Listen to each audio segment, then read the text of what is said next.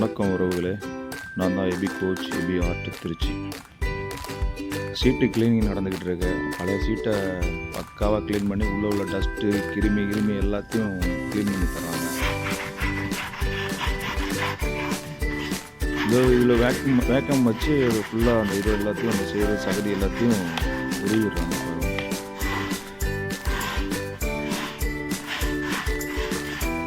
நல்லா வாசனையாக இருக்குது, நல்லா இருக்குது, பக்கா. இது பாருங்கள், இது வந்து க்ளீன் பண்ணாத சீட்டு பாருங்கள், எவ்வளோ டஸ்ட்டு பறக்குது பாருங்கள்.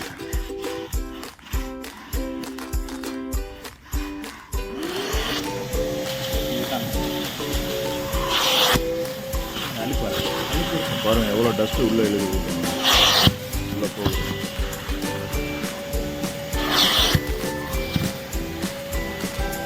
இந்த மாதிரி நம்ம சீட்டு க்ளீன் பண்ணணும்னா வர வண்டிங்க எல்லாத்துக்கும் நம்மளே பண்ணி கொடுத்துட்றோம்.